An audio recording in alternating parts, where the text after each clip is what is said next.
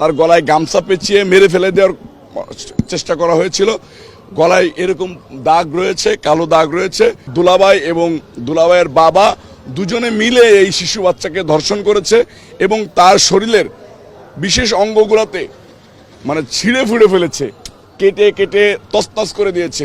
এবং এই শিশু বাচ্চার যে বোন যাদের বাড়িতে গিয়েছিল, এই ধর্ষক নরপিশাচরা তার বোনকে অমানবিক নির্যাতন করেছে, যারা চলার মতো না। এই শিশু বাচ্চার শরীরের তাপমাত্রা এখন খুবই বেশি। মাহে রমজান মাস, মনটা খুবই খারাপ। আমরা কালকে যখন বাচ্চাটা মাগুরার থেকে ফরিদপুর মেডিকেলে আনলো, ফরিদপুর মেডিকেলে আনার পরে এই বাচ্চাদের পারিবারিক অবস্থা এতই খারাপ যে তারা অ্যাম্বুলেন্স করে ঢাকাতে নিয়ে আসবে সেরকম প্রেক্ষাপট নাই। আমি যখন শুনতে পাওয়ার সাথে সাথেই অ্যাম্বুলেন্সের টাকা পাঠিয়ে দিয়ে অ্যাম্বুলেন্স করে এনে এখানে ভর্তি করেছি। কালকে সারা রাত আমরা এখানে ছিলাম। আমরা এটার জন্য রাস্তায় আন্দোলন বের করছি, 24 ঘন্টার আলটিমেটাম দিয়েছিলাম প্রশাসনকে। 2টা আসামি গ্রেপ্তার হয়েছে, তাতেও মনটা ক্ষান্ত হচ্ছে না। আমরা এই যে শিশু বাচ্চা আসিয়াকে এখন দেখতে গিয়েছিলাম, এই বাচ্চাটা আইসিইউতে আছে এখনো। স্বাভাবিকভাবে মানুষের জ্ঞানের মাত্রা যেটা 15 থাকে, এই শিশু বাচ্চার জ্ঞানের মাত্রা এখন 8-এ আছে। মৃত্যুর সাথে পাঞ্জা লড়তেছে মুমূর্ষ অবস্থায়। তার অপারেশনগুলো হয়েছে কিন্তু তার এখনো জ্ঞান ফেরে নাই। ডাক্তার আশঙ্কাজনক অবস্থায় আছে। তার মা এবং পরিবারের সবাই ভেঙে পড়ছে। আমরা সান্ত্বনা দেওয়ার চেষ্টা করতেছি। এরকম নেক্কারজনক ঘটনা বাংলাদেশের নজিরবিহীন। আমাদের বিএনপির ভারপ্রাপ্ত চেয়ারম্যান তারেক রহমান সাহেব এটার কালকের থেকেই আমাদের সাথে যোগাযোগ করে খোঁজখবর রাখতেছে যে এটা কি প্রতিনিয়ত আপডেট নিচ্ছে আর কি। আমরাও সবাই এখানে থেকে চেষ্টা করতেছি যে যেভাবে ডাক্তারের সাথে যোগাযোগ করে 6টা টেস্ট দিয়েছিল, সকালবেলায় টেস্টগুলো করা হয়েছে। টেস্টের রিপোর্টগুলো এখনো আসে নাই। কিছুক্ষণের ভিতরে রিপোর্ট আসলে আমরা জানতে পারবো, কিন্তু বাচ্চারা এখনো জ্ঞান ফেরে নাই। বাচ্চা মুমূর্ষ অবস্থায় আছে। আল্লাহর কাছে দোয়া করে আল্লাহ পাক রব্বুল আলামিন যেন বাচ্চাটাকে হেফাজত করে।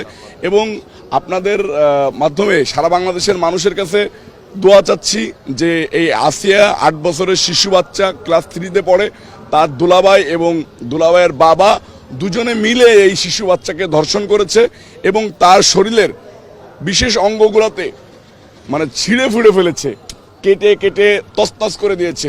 এবং এই শিশু বাচ্চার যে বোন যাদের বাড়িতে গিয়েছিল, এই ধর্ষক নরপিশাচরা তার বোনকে অমানবিক নির্যাতন করেছে, যারা চলার মতো না।